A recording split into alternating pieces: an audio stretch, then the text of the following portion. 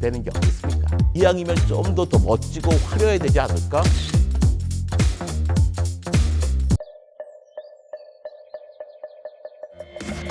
이 세상을 지배하고 있는 집단이 우리에게 국제협력이 중요하고 협력단위 확장해 나가는 거고.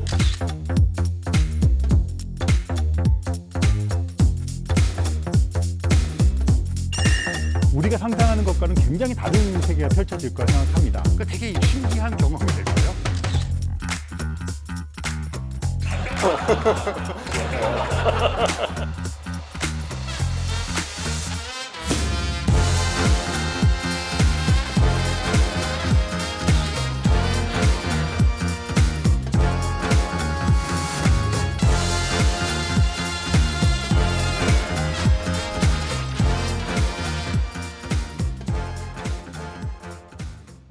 천문학자 칼 세이건이 이런 말을 했습니다. 자기를 태양계 내에 있는 어떤 행성이나 위성에 딱 데려다 놓고 하늘을 바라보게 해주면 그 행성이나 위성이 어떤 것이라고 바로 맞출 수 있다. 이런 얘기를 했습니다. 그만큼 태양계 내에 있는 행성이나 위성들이 자기들만의 독특한 성질을 가지고 있다는 얘기죠. 그래서 이런 거 한번 해보면 좋을 것 같다는 생각이 들었습니다. 코로나 시대에 우리가 여행을 많이 못 다니지만 만약에 우리들에게 태양계 행성과 위성을 여행할 수 있는 여행을 떠난다고 생각을 해보시면 어떤 걸 보시고 싶으십니까? 지구랑 비슷한 거? 아니면 지구랑 다른 점? 다른 행성과 위성으로 하나씩 가면서 그곳에서 바라본 하늘은 어떨까 하는 것들을 한번 살펴보기로 하겠습니다.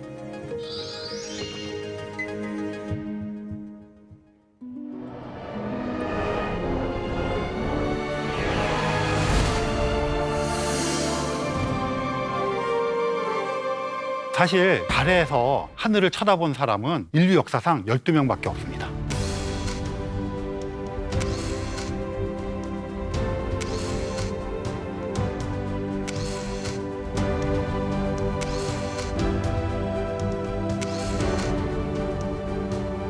아폴로 11호가 1969년 7월 20일 날 사람을 싣고 달 표면에 착륙을 했죠.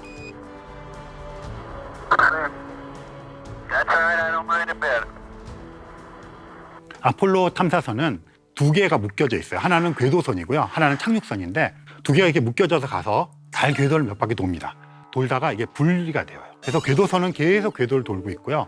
착륙선은 착륙을 합니다. 이렇게 착륙을 해서 활동을 하죠. 근데 한 번에 3명씩 타고 있습니다. 근데 궤도선에 1명이 타고요. 착륙선에 2명이 탑니다. 그러니까 궤도선 탄 사람은 궤도선에만 있다가 오기 때문에 정작 달의 표면에 발자국을 못 남기는 거죠. 그래서 18명 중에 12명만 달에 서서 지구를 바라볼 수 있었죠. 실제로 어떤 기자분이 문 더스트라는 책인데 그분들 인터뷰를 해서 책을 썼어요. 이 기자가 가장 인상 깊었던 게 뭐냐? 그 당시 생존해 있던 우주 비행사분들이 달에서 지구를 바라볼 때 말할 수 없는 감동과 몰려왔다고 얘기를 합니다. 그리고 동그란 지구를 볼 수 있는 거는 달쯤 가야 돼요. 국제우주정거장 있잖아요. 거기 가서도 지구가 동그랗게 다 안 보여요. 지구가 이제 워낙 크기 때문에 조금 멀리 달까지 가는 과정에 중간쯤 가야지 보이거든요. 그러니까 실제로 동그란 지구를 다 본 사람은 그 18명밖에 없는 거예요. 달에 내려서 보면 12명. 그러면 이제 달에서 지구를 바라볼 때 이야기를 해드리겠어요. 그러면 여러분이 상상을 해보시는 거예요. 일단 달에는 대기가 없어요. 공기가 없다는 얘기는 낮에 파란 하늘을 못 본다는 얘기예요. 대기 중에 있는 공기 알갱이들의 산란이라 그러는데요. 우리 지구에는 대기가 있기 때문에 태양빛이 오다가 빛이 퍼지는 거죠. 그래서 이게 푸른 빛이 많이 퍼져서 파랗게 보이고 밤이 되면 태양빛이 없으니까 산란되는 게 없으니까 그냥 까맣게 보이는 거거든요. 달은 공기가 없다 그랬잖아요. 낮에도 하늘이 까맣고 밤에도 까맣게 보여요. 그러면 이렇게 생각할 수 있죠. 낮에도 까맣게 보이면 별도 보이겠네? 보입니다. 그런데 문제는 태양 근처는 너무 밝아서 안 보이고 태양에서 멀리 떨어진 지역은 별이 맨눈으로 보입니다. 대기가 없으니까. 그러면 지구는 어떻게 보일까? 우리가 보는 보름달 있잖아요. 지구가 달에 비해서 4배가 크거든요.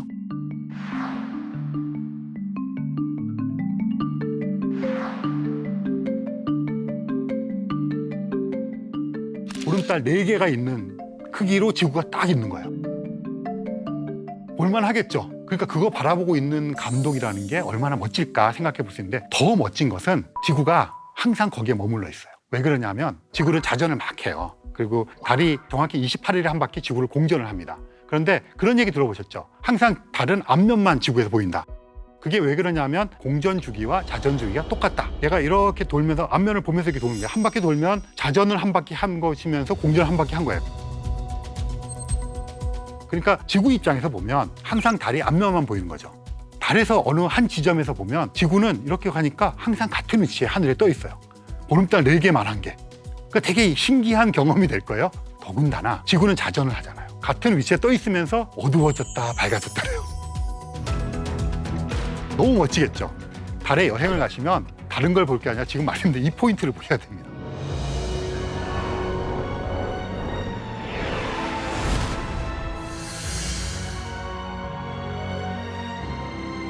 수성은 갈 만한 곳은 못 됩니다.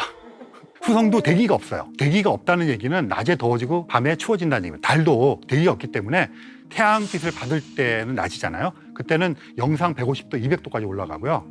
영하가 되면 금방 식어서 영하 150도, 200도가 됩니다. 그러니까 수성에서 바라봤을 때도 밤 하늘과 낮 하늘이 똑같겠죠. 근데 태양이 커요. 가까우니까 엄청 크고 뜨겁고 막 이럴 겁니다. 수성에 갔을 때는 이글이글하는 엄청나게 큰 태양을 보는 재미, 이런 재미들이 좀 있을 것 같아요. 물론 타 죽지 않는다면. 네, 그렇죠? 그런데 여기서는 재밌게 볼 게 북극성. 북극성 그러면 지구의 자전축이 삐뚤어져 있기 때문에 북극성을 보는 거잖아요.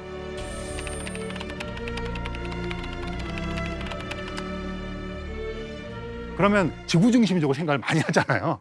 자전축이 똑같으면 그러겠죠. 수성의 자전축이 지구랑 똑같으라고 법이 없잖아요.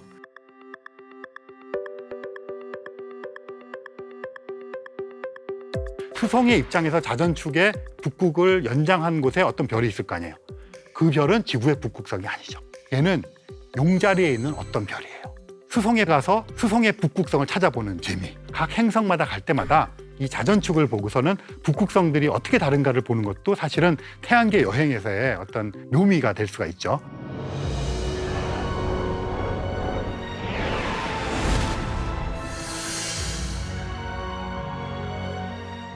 그 다음에 이제 금성. 금성은 지구에서 달 다음으로 가깝고 지구랑 크기가 비슷해요. 외계인 천문학자들이 바깥에서 태양계를 보면 태양이 있고 행성들이 막 있잖아요. 그럼 금성과 지구는 크기도 비슷하고 질량도 비슷하고 금성과 지구는 또 대기도 되게 두껍고 이렇기 때문에 쌍둥이 행성이라고 볼 가능성이 커요. 그래서 금성이 사실은 예전에 굉장히 각광을 받았거든요. 금성이 지구처럼 따뜻한 곳이라고 생각했어요. 그래서 이런 선전까지 했다 그래요. 미국의 플로리다주가 되게 따뜻한 지역이잖아요. 우리 금성으로 놀러 가서 바캉스를 즐겨요. 막 이런 선전도 했다 그래요. 그런데 이제 칼 세이건이 여기는 엄청 뜨겁다 하는 걸 알았는데 뜨거운 이유가 이 이산화탄소로 이루어진 대기가 너무 두꺼워요. 일종의 온난화 효과. 근데 실제로 이제 우리가 금성에 탐사선을 보냈거든요. 내렸어요. 일단 너무 두꺼워서 낮에도 태양이 안 보여요. 우리 구름 막 꽉 낀 날 생각해 보세요. 태양빛 때문에 생기는 주변에 이렇게 번짐이라는 밝아진 이런 현상을 알 수가 있죠. 그러면 밤에는 별이 보일까요? 안 보여요. 그러니까 금성에 가서는 그런 두꺼운 대기 속에 있는 이런 것들을 즐기는 이런 여행이 되겠죠. 근데 최근에 금성 표면에서의 그 약간 생명체 흔적이 발견됐다 이런 게 나왔어요. 거기에 박테리아나 미생물 같은 생명체가 존재할 가능성이 커졌거든요. 근데 그 지역이 어디냐면 지구 표면과 기압이 비슷하게 되는 지역이에요. 그래서 지금 어떤 아이디어가 나오고 있느냐면 금성의 표면에서 50km 상공에다가 호텔을 만들어서 띄우자. 그래가지고 거기서 살자. 그래서 금성에 가게 되면 아마 거기다가 전진기지를 만들고 정말 이렇게 뜨거운데 할 수 있는 것 같고 내려갔다 오는 뭐 이런 식의 여행이 되지 않을까 생각을 합니다.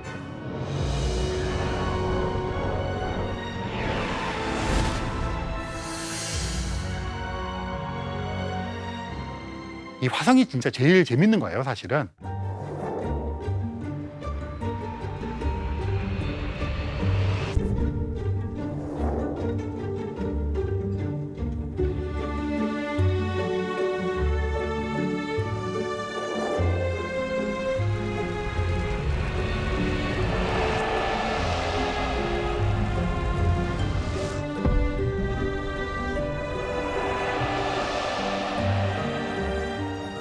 화성의 표면에는 물이 흘렀던 흔적들이 많이 발견이 되고요. 계절에 따라 그것들이 스며 나왔다, 스며 들어갔다 하는 것들이 포착이 되었고 남극과 북극에 빙하가 있어요. 그리고 이 빙하가 커졌다 작아졌다 합니다. 그리고 남극의 지하에 액체 상태의 물일 가능성이 큰 호수가 존재할 것이라는 것이 발견이 되었어요. 그러니까 이래저래 어쨌든 그래도 비빌 언덕, 믿는 구석에 제일 가까운 거죠. 그래서 화성에 주목을 하는 거거든요. 그럼 화성은 대기가 있기 때문에 바람도 붑니다. 그래서 화성 폭풍도 불고요. 그다음에 진눈깨비도 내립니다. 땅을 파면 얼음이 발견이 돼요. 나동은 증발력도 높습니다. 화성의 자전축도 이렇게 있겠죠. 거의 지구의 일일과 비슷해요. 하루 길이가. 그러다 보니까 계절의 변화도 있죠. 그래서 화성은 태양으로부터의 거리가 지구보다 더 멀어지기 때문에 추워요. 더. 하지만 곳곳에 적도 지역이라도 여러 곳을 해보면 뭐 영상인 곳도 있어요. 그래서 그나마 화성에서 생명체 발견 가능성이 높아지는 건데, 그런데 정말 더 멋진 것은 메리노 협곡이라는 게 있어요. 그랜드 캐니언처럼 이렇게 파여져 있는 건데요. 이 깊이가 엄청 깊어요.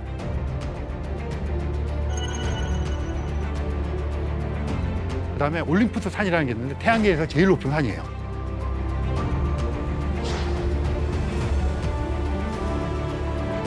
등산 좋아하시는 분들은 그 올림푸스 산 등반, 이거 되게 좋습니다. 화성은 대기도 옅어요. 이거 대기를 붙잡고 있으면 중력이 약하기 때문에 굉장히 지구에 비해서는 희박해요. 있긴 있지만. 그렇다는 이야기는 대기를 구성하고 있는 성분이 틀리다는 얘기잖아요. 이산화탄소가 엄청 밀집되어 있던 금성에서는 하늘을 볼 수 없었어요. 화성에서는 낮 하늘을 보고 밤 하늘을 봅니다. 그러면 낮 하늘은 태양빛이 와요. 여기서 보면 태양이 더 어두워졌겠죠. 이게 겉보기의 크기는 거리에 비례해서 작아집니다. 멀면 멀수록. 그러니까 우리가 보는 태양의 크기에 비해서 반 정도로 작아집니다. 그러면 빛이 오는 양도 적을 거고, 우리가 태양을 지구에서 보는 것보다는 훨씬 더 어둡지만 여전히 밝겠죠. 부분 일식 같은 거, 많은 부분이 가려졌는데 불구하고 이게 확연하게 우리가 어두워졌다는 느낌을 받지 못해요. 그만큼 태양의 반 이상이 가려져도 약간의 차이밖에 안 납니다. 그러니까 크기가 반으로 됐다 하더라도 그 태양은 여전히 막강한 위력을 발휘를 하게 됩니다. 화성에서. 그런데 그 빛이 오고 화성의 대기 성분 조건들이 지구가 다르잖아요. 그러니까 화성에서는 푸른 하늘을 기대할 수가 없어요. 지구도 가만 생각해보면 해가 질 무렵에 노을이 빨갛게 물들기도 하고 가끔씩 푸른 하늘이지만 보랏빛 하늘도 보기도 하고 이렇게 다르잖아요. 빛이 들어오는 이 경로라든가 이런 대기의 두께라든가 이런 것들, 알갱이의 양, 대기상에 오염물질이 올라가서 걔네들 때문에 산란이 돼서 색깔이 약간 둔탁해지기도 하고 이럽니다. 그래서 화성에서는 지구 같은 하늘은 아닐 것이라는 걸 상상할 수 있어요. 화성에서는 푸른 노을이 집니다.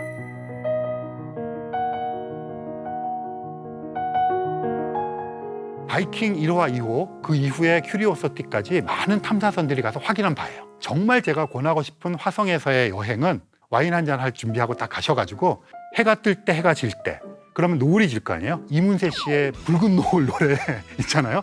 그럼 노래 좀 바꿔가지고 푸른 노을 노래 부르면서 와인 한잔 하면서 그렇게 보는 멋이 있을 거예요.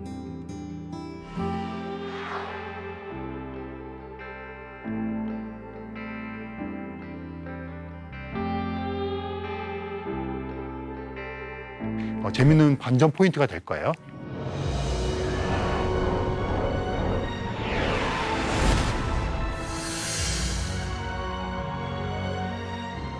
근데 목성, 토성 이런 데를 가면 정작 목성이나 토성에는 착륙을 못해요. 목성, 토성, 해왕성, 천왕성 이런 애들 있잖아요. 지구보다 엄청 커요. 그래서 우리가 거대 기체 천체라고 부릅니다.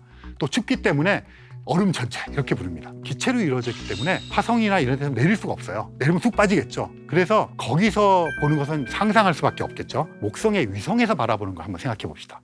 목성에는 여러 위성들이 있는데요. 그중에 제일 과학자들이 관심을 갖는 게 유로파라는 목성의 위성입니다. 그래서 이 유로파는 생명체가 있을지도 모른다고 생각을 하고 있어요. 왜 그러냐면 유로파의 표면에서 물줄기가 막 튕겨져 나오고요. 간헐천 같은 겁니다.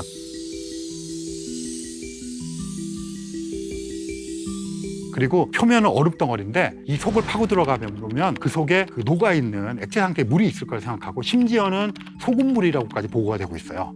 그 양을 다 합치면 지구 표면에 있는 바다를 다 해서 이렇게 둥글둥글 모아놓고 비교해보면 지구에 있는 바다의 양보다 더 많아요, 물량이. 그런 거로 관측이 되고 있습니다. 그럼 유로파의 표면은 균열된 얼음입니다.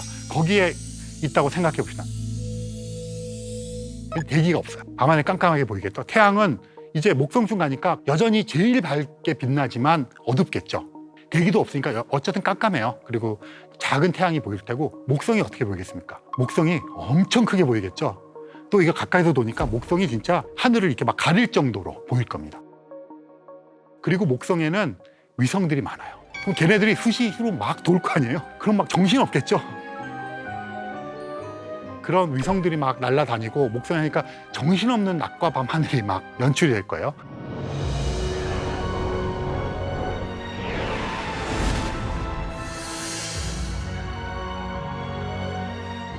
토성도 마찬가지로 이 표면에 착륙을 할 수 없습니다. 타이탄이라고 하는 토성의 위성이 있습니다. 커요. 엄청 큰 애예요.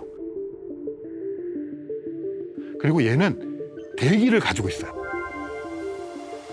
위성 중에서 행성인 수성 갖고 있지 않은 대기를 위성인 타이탄이 갖고 있어요. 이 토성에 타이탄에 착륙을 했다고 생각해 보면 거기서 보이는 하늘 어떨까? 근데 이 타이탄은 대기가 있는데 대기를 구성하고 있는 성분의 대부분이 암모니아, 메탄 뭐 이런 애들이 내려서 바라보면 메탄, 암모니아 이런 거리 있어서 약간 노란 오렌지 색깔 이런 식으로 하늘이 보일 거예요. 그리고 그것을 뚫고 토성이 보일 텐데 가까우니까 엄청 크게 보일 거. 태가 보이잖아요. 토성이 엄청나게 멋진 광경일 겁니다. 실제로 카시니라고 하는 토성 탐사선이 가서 그 안에 또 작은 탐사선을 가져갔는데요. 하위 헌스라는 탐사선이었어요. 걔는 카시니 탐사선이 토성 주위를 돌면서 토성과 토성의 위성들을 관측을 하고 나서 이 타이탄에 착륙시키기 위해서 고안돼서 가져간 탐사선이에요. 그래서 얘가 실제로 착륙을 하면서 타이탄을 막 찍었어요, 표면을. 그랬더니 우리가 상상하던 것과 마찬가지로 실제로 그런 오렌지색 색깔이 났었고 그 다음에 하늘까지는 완전히 못 봤지만 그래서 상상하던 것과 비슷하다 이런 것들을 발견을 했죠. 지금 이제 쭉 태양계 여행을 했던 것을 정리를 하자면 뭐 이런 패키지가 나오면 이런 식으로 보면서 다니면 너무 재밌을 것 같아요. 약간 취미에 따라서 아까 그 올림푸스 산이 태양계에서 제일 큰 산이거든요. 그러면 이제 이런 것도 있을 거예요. 태양계에서 제일 깊은 계곡. 그다음에 뭐 유로파에서 얼음 깨기 뭐 이런 거 해봐도 좋을 것 같고 이런 것들을 해봐도 되게 재밌을 거고요. 네, 그래서 지금까지는 여전히 아직까지는 꿈의 세상이지만 우리가 알아낸 것을 가지고 제가 이만큼 얘기할 수 있는 정도까지 왔고 실제로 탐사선이 가서 그 하늘을 관측한 경우도 생겼잖아요. 정말 가까운 미래에 우리들이 살아있을 때 가볼 수 있는 그런 가시적인 거리에 들어와 있다. 이렇게 생각을 하시고 희망을 품고 한번 태양계에 대해서 알아보면 좋을 것 같습니다.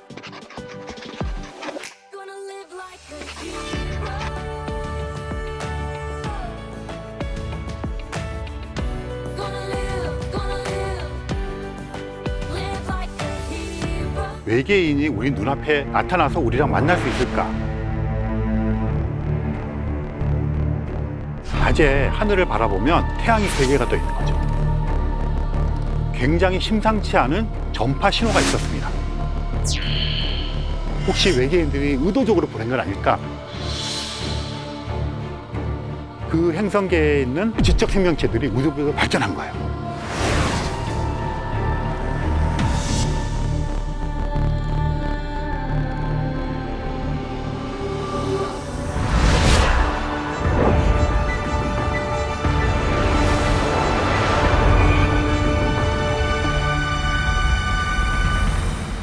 외계 생명체 그러면 어떤 것들이 생각이 나십니까? 아무래도 머리가 이렇게 크고 팔다리가 굉장히 가느다란 그런 외계인을 많이 떠올리셨을 거라 생각합니다. 그런데 실제로 과학자들은 외계인이 우리 눈앞에 나타나서 우리랑 만날 수 있을까? 그 지점에 대해서는 조금 주저하고 있는 것 같아요. 여러 가지 이유로. 하지만 외계 생명체를 만날 수 있는 또 다른 방법들을 생각하고 있습니다.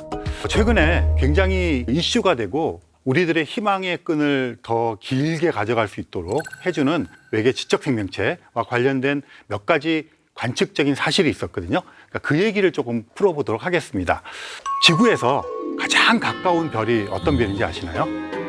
의외로 초등학생들을 정확히 잘 맞추는데요. 어른들은 잘 못 맞추는 경향이 있습니다. 지구에서 제일 가까운 별은 태양입니다. 태양은 별이고요. 그 항성이라고 부릅니다. 그리고 태양 옆에 있는 수성, 금성, 지구, 화성 이런 것들이 행성이죠. 그런데 어른들은 밤을 생각합니다. 일단 밤을 생각하고 밤에서 어느 게 제일 가깝지? 이건 지금 머리를 써야 되는데?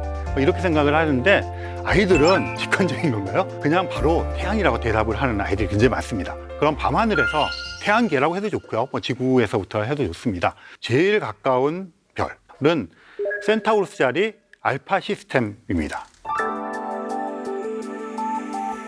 지구에서 봤을 때 별자리 중에서 센타우루스 자리에 위치하고 있습니다.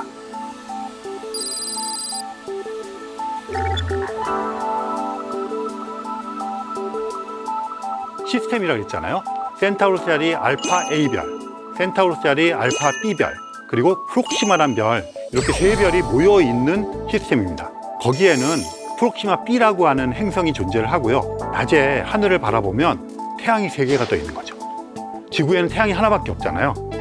그러면 재밌는 일들이 많이 벌어질 겁니다. 우리는 태양이 하나이기 때문에 그냥 낮은 명확해요. 태양이 떠 있을 동안은 우리가 낮이라고 부릅니다. 태양이 지면 밤이고 깜깜해지는데요. 프록시마 B라고 하는 행성에서 하늘을 바라보면 어떻게 될까요? 태양이 3개가 떠 있는데 태양이 2개만 떠 있을 때도 있겠죠. 1개만 떠 있을 때도 있겠죠. 하나도 없을 때가 있겠죠. 그러면 낮이라는 단어가 낮 1, 낮 2, 낮 3 뭐 이렇게 되겠네요. 별의 종류에 따라서. 그래서 우리가 상상하는 것과는 굉장히 다른 세계가 펼쳐질 거라 생각합니다. 그런데 이 프록시마라고 하는 별의 주위에서 날아오는 굉장히 심상치 않은 전파 신호가 있었습니다.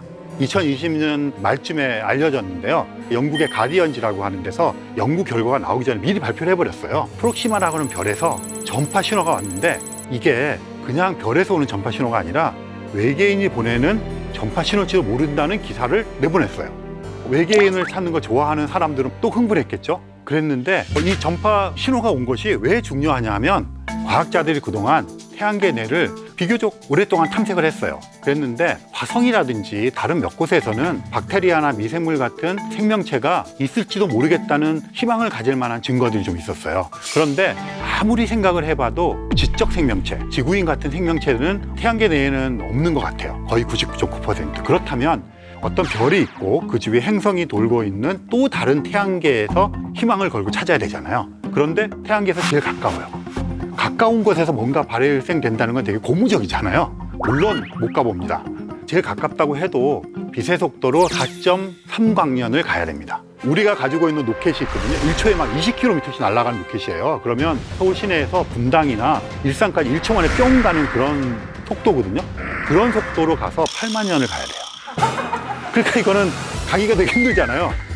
그래서 이제 과학자들이 주목한 것이 가지 않고도 그쪽에 어떤 외계인이 있는지를 찾아보는 방법을 궁리했어요. 이런 거죠. 지구를 외계인 생물학자가 관측을 하면 핸드폰, 라디오, 텔레비전에서 나오는 인공적인 전파 신호가 있어요. 그렇다면 다른 행성에도 우리가 전파 망원경을 가지고 관측을 해서 핸드폰, 라디오, 텔레비전 같은 인공적인 전파 신호가 나오면 이런 것들을 만들어낼 수 있는 문명을 건설했을 것이고, 그렇다면 거기에는 우리 정도 되는 지적인 능력을 가진 외계인이 있을지도 몰라라고 개연성 있게 주장이 될 거잖아요. 그래서 실제로 외계 지적 생명체를 탐색하는 세티 과학자들이 전파 망원경을 가지고 인공적인 전파 신호를 포착하려고 지난 한 60여 년 동안 노력을 해왔어요. 그런데 이번에 프록시마라는 별에서, 지구에서 제일 가까운 그 별에서 전파 신호가 왔는데 이 전파 신호가 굉장히 강한 신호고요. 인공적인 전파 신호 같은 신호가 온 거예요. 그냥 흥분하는 거죠. 굉장히 좋죠. 그래서 한쪽에서는 외계인이 보낸 것 같다 그랬는데 또 한쪽에서는 지구에 핸드폰, 라디오, 텔레비전이 막 신호가 있어요. 그런 게 삐져 들어왔을 수 있잖아요. 심지어 이런 일도 있었어요. 전파 천문대에서 굉장히 강한 전파 신호를 받아서 막 흥분했는데 예전에 그게 낮 시간에만 발생하는 거예요. 알고 보니까 거기는 천문학자가 밥 먹으려고 전자레인지를 돌린 거예요. 그래서 그 전자레인지에서 막 나온 거예요. 이런 것들을 다 포함해서 이게 지구상에서 나오는 전파 간섭이거든요. 이럴 수도 있는 거예요. 또는 우리가 알지 못하는 천체 현상일 수도 있어요. 그래서 지금 패티 과학자들이 분석을 하고 있습니다. 아마 논문이 곧 나올 것 같고요. 들려오는 소식을 제가 좀 들어보니까 아무래도 지구상에서 발생한 전파 신호 같다는 이야기가 들고 좀 안타깝지만 이런 신호들이 수천 개가 있어요. 그래서 지금 그것들을 반복 관측하고 해서 확인해 보려고 하고 있고요. 이런 노력들을 하면서 세티 과학자들이 2040년을 디데이로 생각하고 그때쯤이면 발견할 수 있을 거라고 기대하고 있다. 이 정도만 말씀드리고 넘어가도록 하겠습니다. 또 우리를 흥분시키는 사건이 몇 년 전에 일어났어요. 어떤 사건이었냐면 이것도 역시 그런 신호입니다. 태비의 별이라는 별명을 가진 별이 있어요.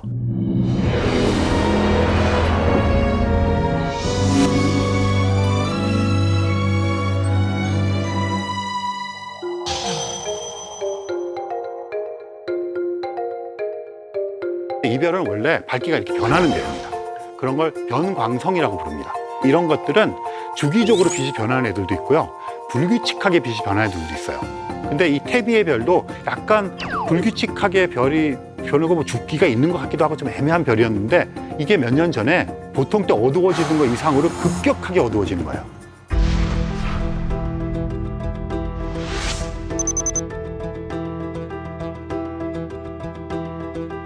그러니까 뭔가 자연 상태에서 어떤 신호라든가 빛이 나누면 그냥 우리가 알고 있는 물리학적인 상식 내에서 해석이 가능한데 그것을 벗어났을 때 인공적이지 않을까? 인위적이지 않을까? 이런 의심을 하는 거거든요.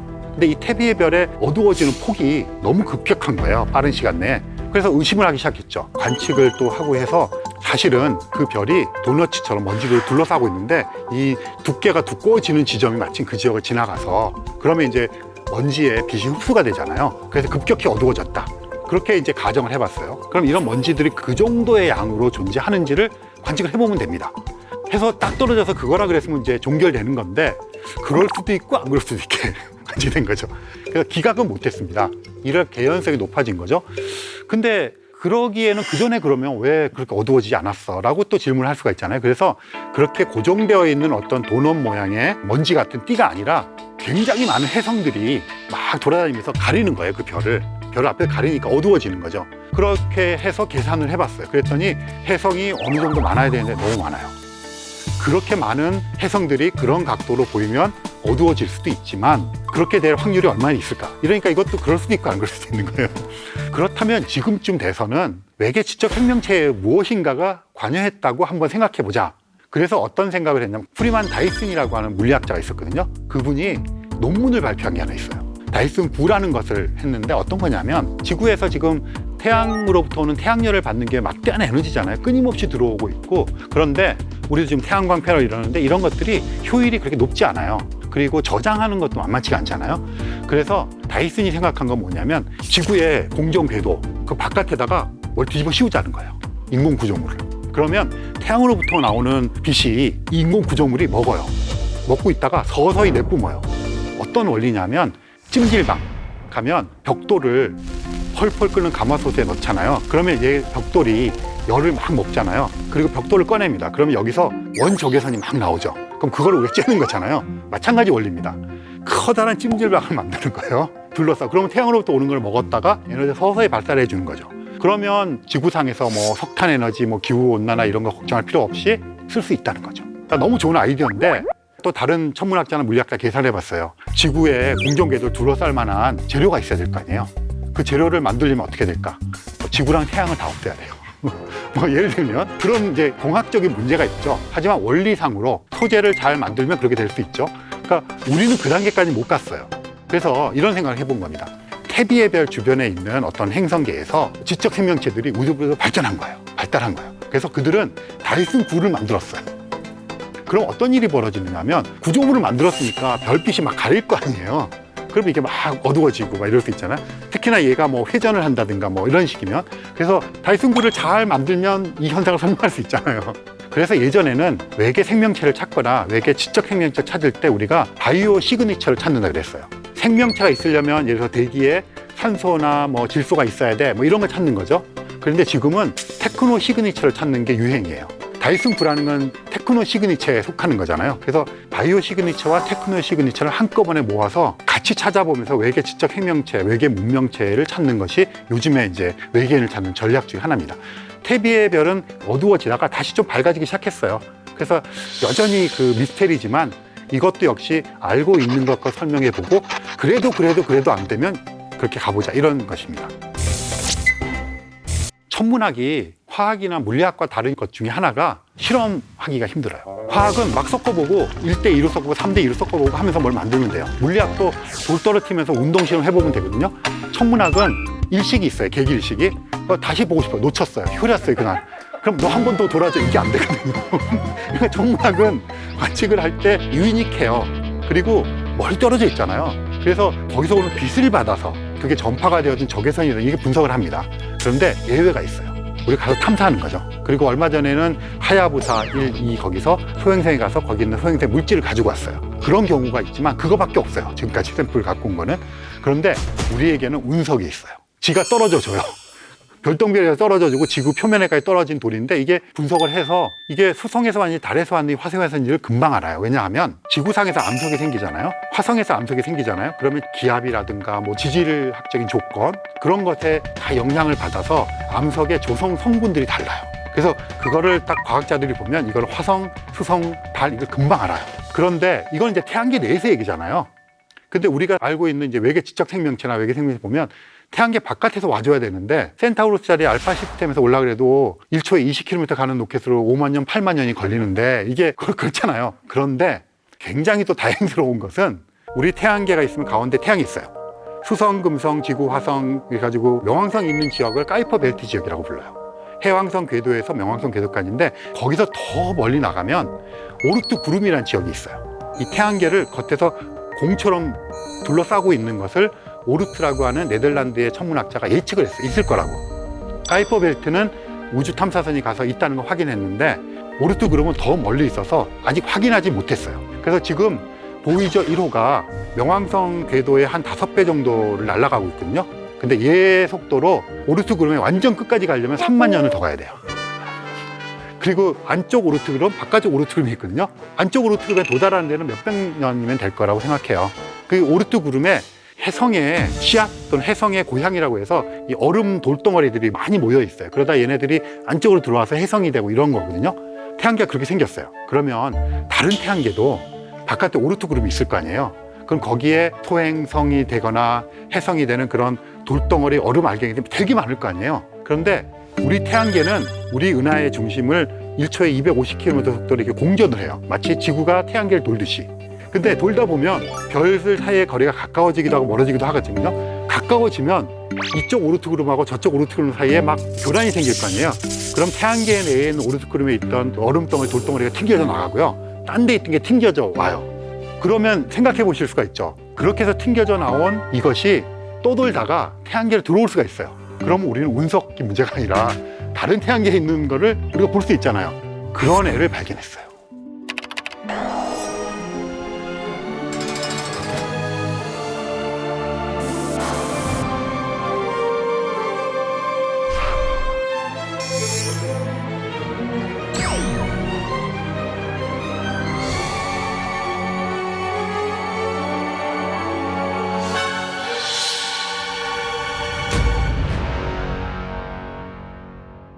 얘를 어떻게 알았냐면 태양계 내에 있는 천체들은 태양 주위를 공전을 해요.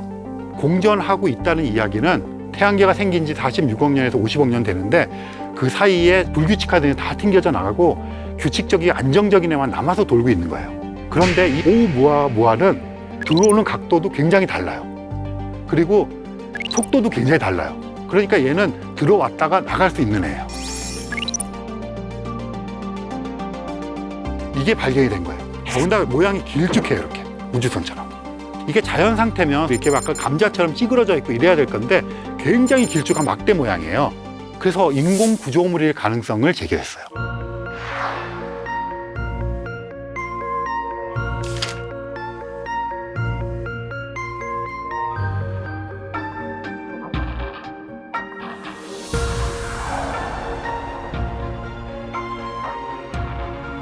이 자체가 우주선이냐? 이 자체가 우주선이라는 증거가 없어요. 거기에 인공 구조물이 얹혀져 있거나 이럴 가능성도 있잖아요. 만약에 우리가 어떤 소행성을 태양계 바깥으로 날려보낸다고 쳐봅시다. 그럼 거기다가 사람이 살지는 못해도 전파 신호를 뭐 100년에 한 번씩 내는 장치를 한다든가 다른 거를 섞어 놓을 수도 있잖아요. 그래서 얘를 자연 상태라고 보고 관측하는 것에 덧붙여서 전파 관측을 해봤어요.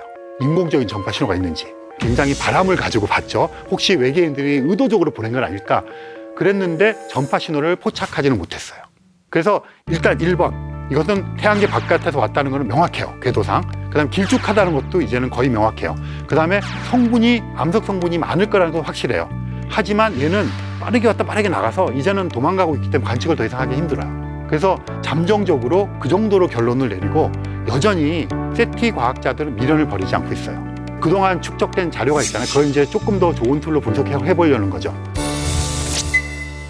오늘 외계인과의 조우에 대한 얘기를 좀 했는데요. 우리가 직접 만나기가 되게 어려워요. 하지만 우리가 할 수 있는 최선을 다해야 되잖아요. 지금 말씀드린 이런 인공구조물을 찾는 방법, 전파 신호를 찾는 방법, 이런 방법을 통해서 과학자들은, 천문학자들은, 세티 과학자들은 외계 지적 생명체들이 보냈을지도 모르는 그 흔적을 찾기 위해서 지금도 노력을 하고 있습니다. 그리고 여러분들과 같이 이런 코로나 시대 때 우리가 지구에 앉아서 해볼 수 있는 아주 좋은 여행거리라고 생각을 합니다.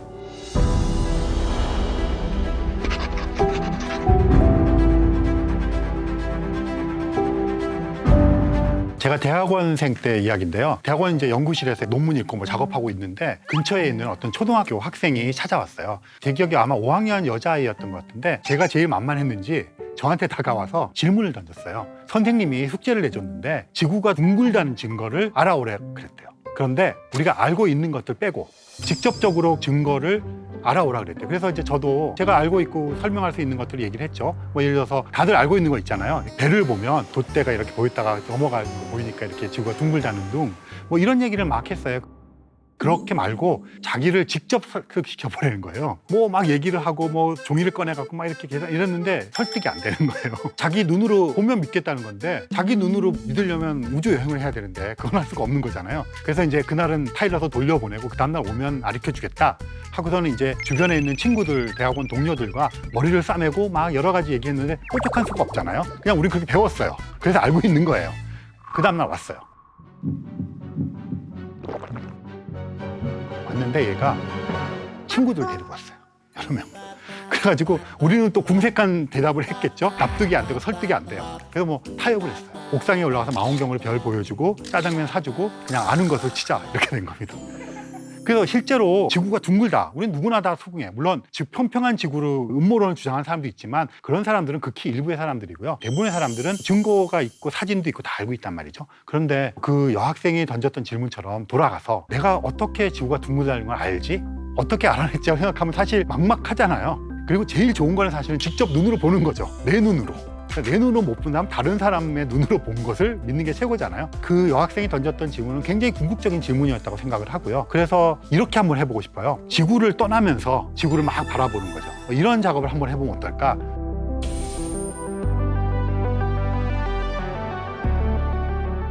생각보다 둥근 지구의 모습을 외곽에서 보기 시작한 게 얼마 안 됩니다. 아무리 높은 산 꼭대기에 올라가도 지구가 둥글게 보이지 않아요. 지구가 지름이 12,800km고요. 둘레가 4만 km예요. 4만 km. 그러면 4만 km의 공에 공률을 알 수 있으려면 높이로 얼마를 올라가야 이걸 볼 수 있냐? 30km 이상 올라가야 되는 거예요. 그래야 그나마 공률이라고 하는 걸 확인할 정도예요.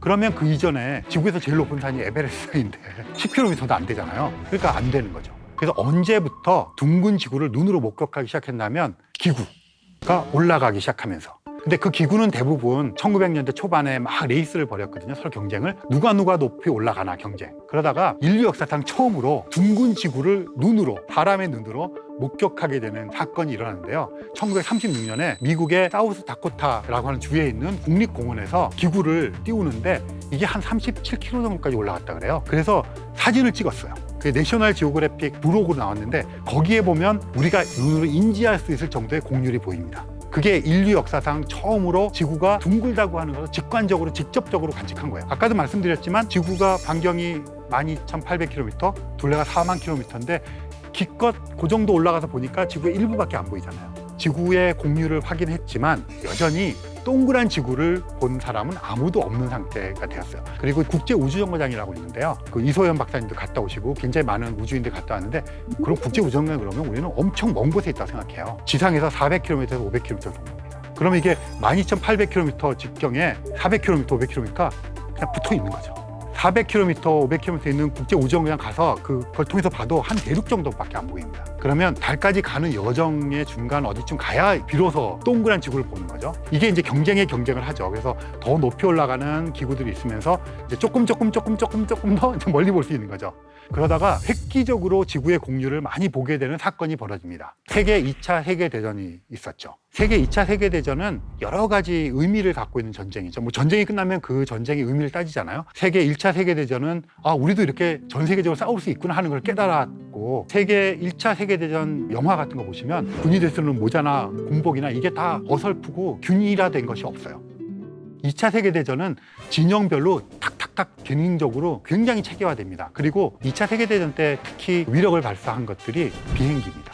레이더 통해서 이렇게 막 추적하기도 하고 비행기 날아가는 폭격전 일어나고 미사일 쏴가지고 폭격시키고 막 이런 것들이 굉장히 발달했던 시절이에요. 그러다 보니까 로켓이라고 하는 것이 발달되기 시작했어요. 그래서 2차 세계대전이 끝나고 나서는 이걸 이제 평화적인 목적으로 써야 되잖아요. 독일은 이제 패전국이니까 로켓 개발하던 과학자들이나 엔지니어들이 소련과 미국으로 다 탈출을 합니다. 그래서 소련과 미국이 경쟁을 벌이는데 독일에서는 실험을 했죠. 로켓 실험을. 아마 아실 겁니다. V2 로켓이라는 게 있어요. 그게 탄도미사일 이런 거랑 비슷한 겁니다. 높이 올라가면서 사진을 찍는데 이거 되게 무식한 방법이에요. 무인 로켓이잖아요. 그럼 여기에 카메라가 달려 있어요. 그럼 로켓을 쏩니다. 쏘다가 올라가서 사진을 막 찍어요. 필름 카메라죠. 막 찍어요. 찍은 다음에 자유롭게 떨어집니다. 지금처럼 연료통을 재활용해서 돌아오고 이런 거 없어요. 기술. 올라갔다 찍고 자유롭게 하는 겁니다. 박살나겠죠. 그럼 막 수거해가지고 현상하고 인화해가지고 이렇게 보는 거예요. 그게 1940년대의 이야기인데 이 V2 로켓으로 카메라를 달아가지고 100km까지 올라갔습니다. 근데 이 100km가 굉장히 중요해요. 그러니까 사실 우주인이라는 얘기를 하잖아요. 그러면 우주에 갔다 왔다는 건데 도대체 어디까지를 우주라고 할 거냐. 달에 갔다 오면 우주에 갔다 왔다가 얘기해 줄 수 있을까요? 근데 그게 간단하지가 않습니다. 왜 그러냐면 지구 바깥이라는 개념을 지구 표면이라고 부르잖아요. 표면 바깥에 있으면 지구 바깥이잖아요. 여러분이나 저는 다 지구 바깥에 있으니까 외계에 있는 거죠. 그러면 대기가 있는 곳까지. 근데 대기도 성층권, 무슨 층 되게 많잖아요. 어디까지 할 것인가. 그럼 어떤 사람은 근본적으로 중력의 영향을 따지자 그래요. 달까지 지구의 중력 영향이 미치잖아요. 달도 지구다 이렇게 어깃장을 놓을 수 있는 거죠. 그래서 대기가 좀 희박해지고 이러는 곳까지를 임의로 거기를 지나면 우주 공간이라고 쳐주자고 합의를 한 거죠. 그게 대략 100km입니다. 100km를 넘어갔다 오면 우주인이에요. 전 세계적으로 돌아가신 분들 다 합쳐서 한 550명쯤의 우주인이 있습니다. 그래서 이 100km를 통과했다는 거는 드디어 우주 공간으로 날아갔다. 그래서 이 V2 로켓이 올라갔습니다. 100km 올라가는 게 더 많죠. 찍었는데 둥그런 지구에 피자 딱 잘라놓은 한 조각 있잖아요. 그런 정도를 봤어요. 근데 이 V2 로켓을 여러 번 쏘면서 여기 찍고 저기 찍고 해서 모자이크를 해서 진짜 이제 둥그렇게 보이는 것 같은 그런 것들을 V2 로켓으로 성공했어요. 이제 더 이상 논쟁의 여지가 없죠. 그런데 동그란 지구는 아직 못 봤잖아요. 동그란 지구를 처음으로 본 것이 달 탐사 경쟁에서 나타납니다. 달 탐사 경쟁은 미국은 아폴로 계획, 소련은 루나 계획. 이 두 개가 경쟁을 하는데 항상 루나 계획을 하는 소련이 조금씩 앞섰어요. 근데 루나 오비터 1호가 1966년에 지구의 모습을 찍었어요. 그런데 보름달처럼 된 지구가 아니고요. 반달처럼 생긴 지구. 그래도 온전한 지구지만 동그란 건 아닌 것을 찍었고요. 그 다음에 칼라 사진으로 지구를 처음 찍은 거는 1968년에 아폴로 8호예요. 얘도 반달 정도예요. 이때까지도 여전히 동그란 지구를 못 봤어요. 아폴로 11호가 갔잖아요. 그 사람들도 반달처럼 생긴 지구를 보고 왔어요. 그럼 동그란 지구를 언제 봤느냐? 1972년 12월 달에 마지막으로 사람을 태우고 달러 갔던 아폴로 17호가 드디어 동그란 지구의 모습을 사진을 칼라 사진 찍어 보냈어요. 그래서 지구의 별명이 생깁니다. 블루 마블, 푸른 구슬, 푸른 보석. 그래서 그 이후로 지구의 애칭이 블루 마블이 됩니다. 그러다가 이제 점점 더 멀리 가게 됩니다. 화성 탐사선인 메리너 10호가 한 260만 킬로미터, 달까지의 거리가 38만 킬로미터거든요. 한 7, 8배 더 먼 거리에 가서 지구와 달 사진을 찍어 보내기 시작합니다.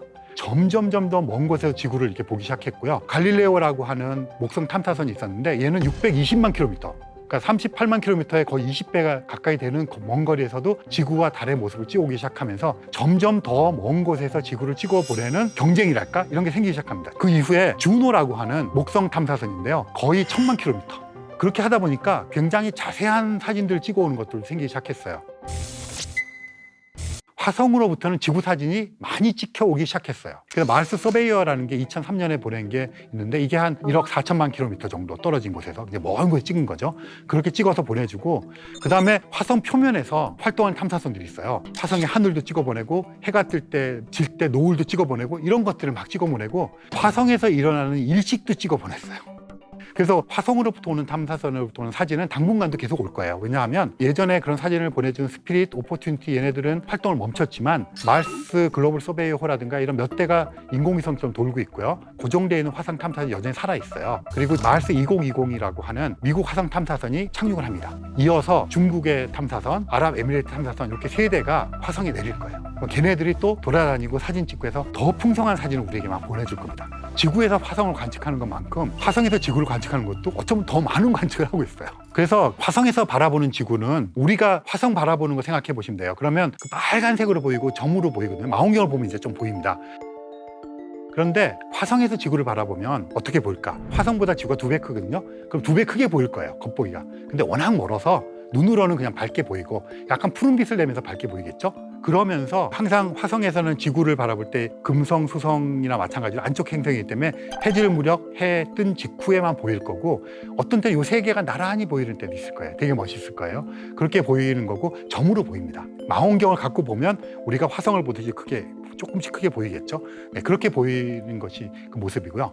이제 조금 더 멀리 나가 볼게요. 카시니라고 하는 탐사선이 갔는데요. 이 카시니 탐사선은 목성, 토성의 위성과 토성 자체를 관측을 많이 해서 여러 개를 정보를 우리에게 줬던 곳이기도 하고, 이 카시니 탐사선이 토성 주위를 돌면서 지구 사진을 찍은 사진이 있는데요. 굉장히 멋져요. 토성의 고리를 토성 근처에 가서 보니까 지구상에서 볼 때는 몇 개로 이렇게 보이는데 수없이 많은 해들이 질서정연하게 보이는 것이 카시니호가 찍은 사진에 보면 보이고, 심지어는 그 사이로 위성들이 흘러가거든요. 이게 지나가면 그거의 중력에 의해서 얼음 알게 이루어져 있는 태들이 출렁출렁거립니다. 그런 곳에서 이 태들 사이로 지구의 모습을 찍은 사진이 있어요. 그리고 그걸 확대해 보면 그 옆에 간신히 작게 붙어 있는 달이 있습니다.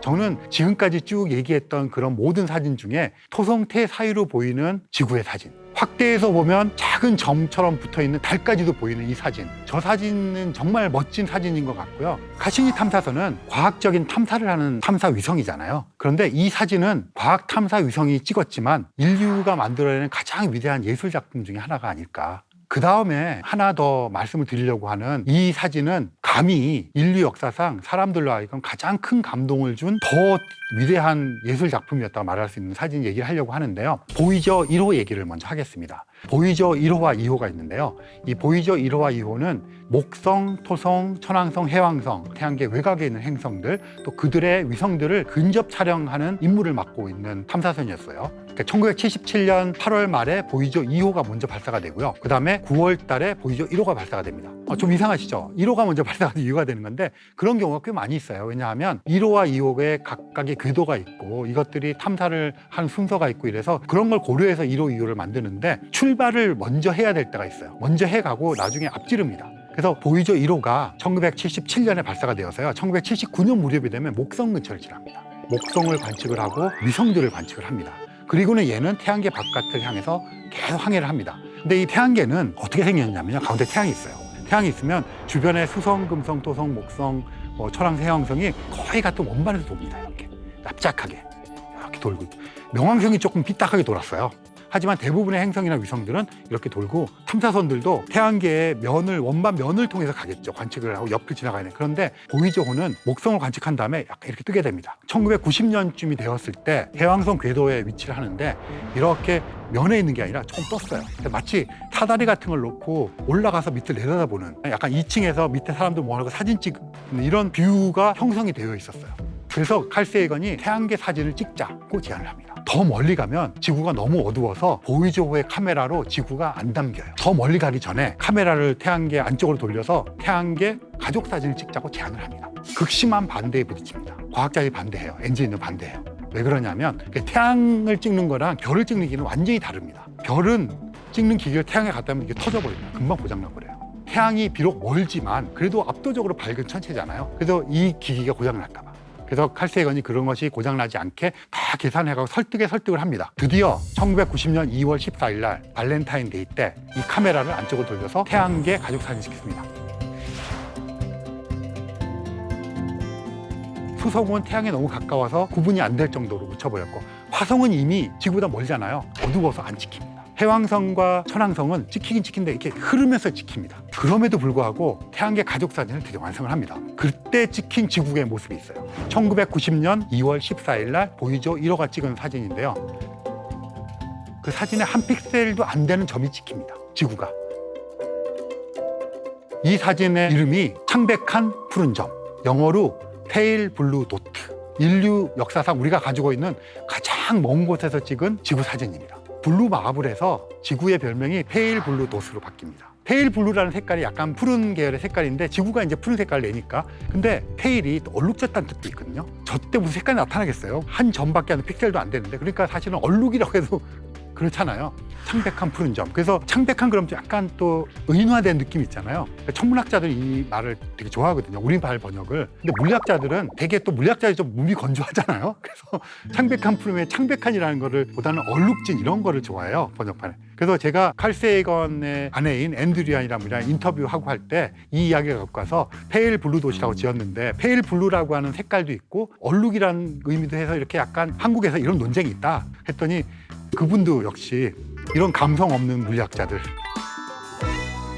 저거를 보면 무심하기 짝이 없는 작은 점이잖아요. 그런데 저 점 속에는 77억 인구가 다 있었고 그렇게 생각하면 저 페일 블루 돛 창백한 푸른 점이라는 게 그냥 이름을 얘기 안 해도 저것만 바라보고 있을 때 느끼는 감정들 있잖아요. 저걸 보고 있으면 되게 연약하다고 느끼고 정말 우리는 하찮은 존재구나, 미약한 존재구나 이런 것들을 느끼고 또 한편으로는 그러면서도 막 경외감, 경이로움 이런 게 같이 오고 허무함, 허망함 여러 가지가 솟구치잖아요.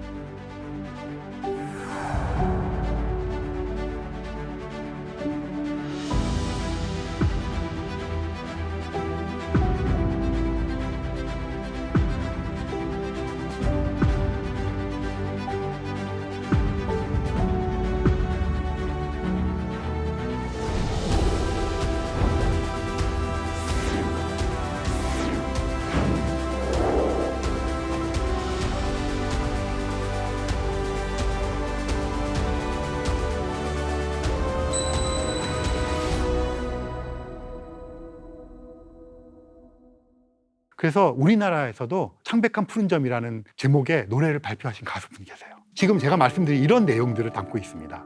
이 창백한 푸른 점이라는 얘기를 할 때는 사람마다 느끼고 그냥 저거 쳐다보고만 있어도 느끼고 저것을 찍게끔 된 인류의 문명에 대한 생각도 할 수 있고 보이지오는 또 무심히 따라가고 있고 이런 여러 가지 생각들을 하게 해주니까 사실 예술 작품이라는 게 그 작품 자체의 어떤 테크니컬한 기술적인 면도 되게 중요하지만 그걸 통해서 사람들이 생각하게 만들고 심지어는 공유하게 하고 공감하게 하는 거 이런 능력으로 따지자면 정말 멋진 비싼 저 64km라는 게 날아가서 그렇게 과학자들이 반대하는 걸 무릅쓰고 찍어보낸 그 작은 하나의 점. 그래서 우리들로 하여금 가장 지적이고 가장 감성적인 감수성을 일으키는 우리를 성찰하게 만드는 점일 것 같아요. 1990년에 쐈다 그랬잖아요. 2020년이 되면 30주년이 됩니다. 그래서 요즘 유행하는 디지털 리마스터링. 원래 데이터를 현대적인 이미지 프로세싱 기법으로 처리를 다시 했어요. 예전에 찍었던 사진을 그대로 쓰고 있었는데 거긴 노이즈도 많고 잡음도 많고 푸른색으로 보이지만 주변이 얼룩덜룩하고 이러잖아요. 디지털 처리를 해가지고 깔끔하게 노이즈를 죽이는 거죠. 그러고 나니까 정말 더 창백한 푸른 점이라는 게 확 와닿습니다.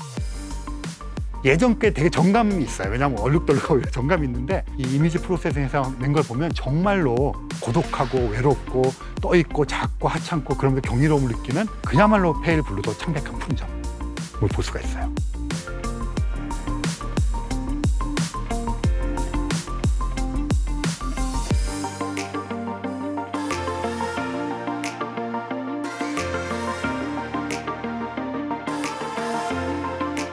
공룡의 DNA를 해독해서 몇 천만 년 전에 살았던 공룡을 과연 복제할 수 있을까요? 세상에 안 되는 게 어디 있습니까? 살아있는 공룡으로부터 시작하면 되죠. 요즘은 초등학생들도 다 압니다. 공룡들이 살아있다는 사실을요. 바로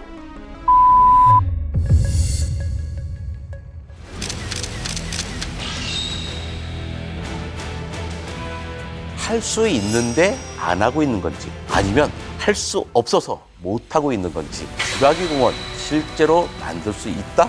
아니면 없다? 지금부터 낱낱이 알려드리겠습니다.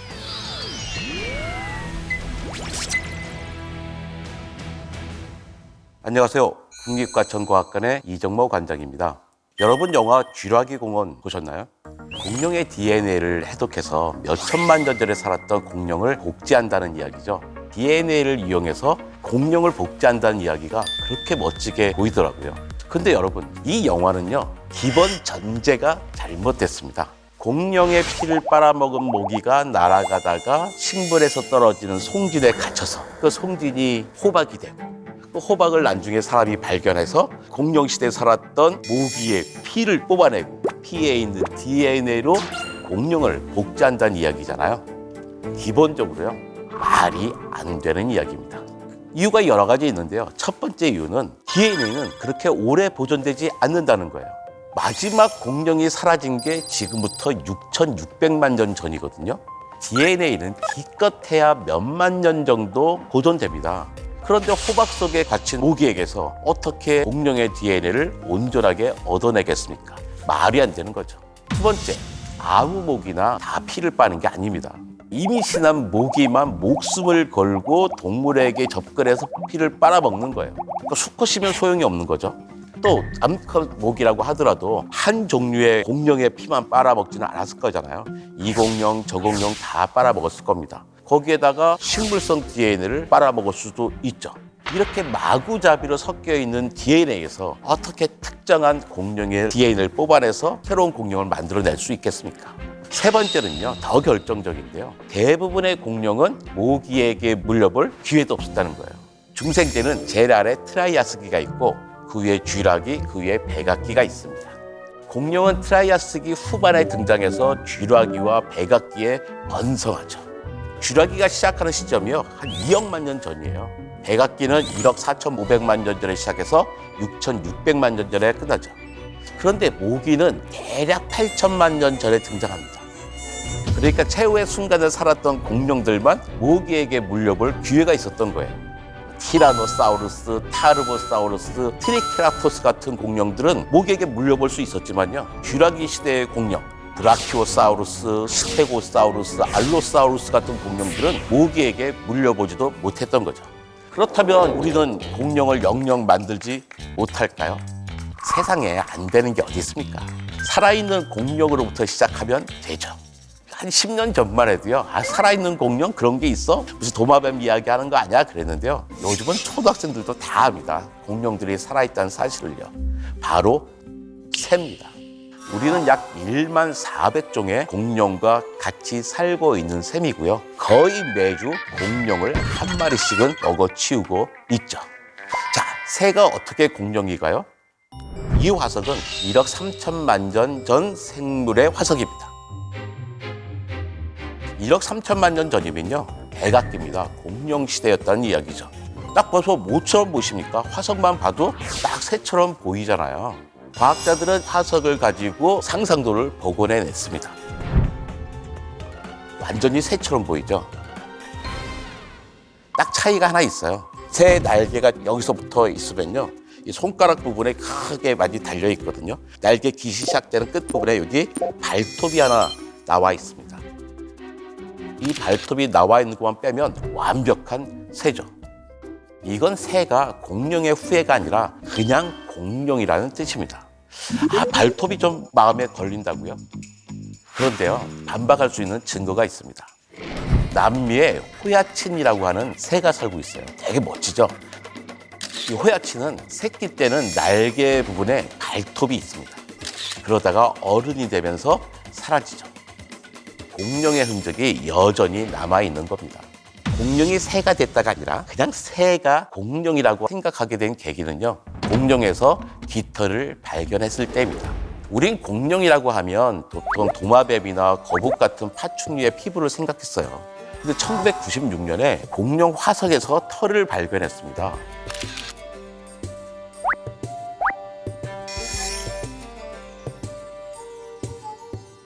충격적이었죠. 예전에도 그런 털이 있는 공룡 화석을 갖고 있었지만 공룡에게는 털이 있다고 배운 적이 없다 보니까 자기가 가지고도 그렇게 생각하지 못했던 거죠. 그래도 못 믿는 사람들이 있습니다. 야, 이건 있잖아, 털 화석이 아니라 그냥 화석의 피부 부분이 좀 문드러진 거 아니야? 라고 의심하는 사람들이 여전히 있었던 거죠. 그런 사람들을 위한 증거도 또 나와 있습니다. 2014년에 미얀마에서 발견된 호박입니다. 이 호박을 보면 개미도 보이고요, 꼬리 같은 게 보이잖아요. 저게 바로 공룡의 꼬리입니다. 공룡의 꼬리를 자세히 보니까 털이 달려있는 거예요. 이제는 어떻게 했습니까? 이제는 의심하는 사람이 없습니다. 공룡에게는 깃털이 있었던 거죠. 근데 진화 과정을 보니까요, 공룡의 깃털도 계속 변합니다. 처음에는 솜털처럼 생겼다가 점차 깃털 모양으로 바뀌게 되는 거예요. 그림에서 노란색, 빨간색, 초록색의 깃털과 파란색 깃털은 확실히 다르죠. 바로 대칭성입니다. 다른 깃털은 깃가지를 중심으로 양옆이 대칭적이에요. 깃털이 대칭이라는 이야기는 이 깃털을 가진 동물은 날지 못했다는 겁니다.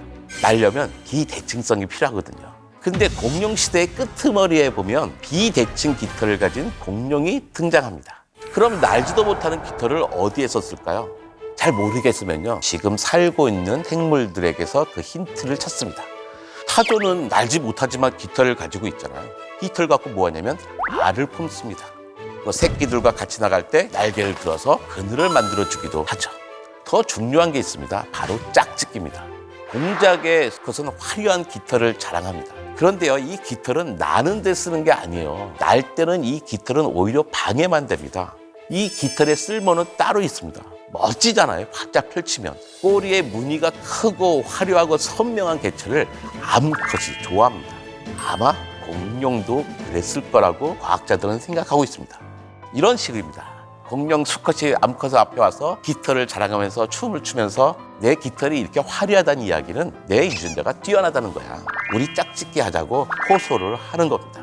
그런 식으로 공룡들도 춤을 추지 않았을까라고 또 과학자들은 상상해 봤습니다. 2016년 임정덕 박사님과 그의 동료들이 구애춤을 추는 공룡 화석을 발견했다 하는 논문을 발표했습니다. 그런데 이 흔적은요, 수컷이 암컷 앞에서 두 발로 땅을 넓게 깊게 파서 야, 나는 알을 잘 지킬 수 있어 라고 호소하는 거죠. 이 친구의 이름이 아크로칸토사우루스입니다.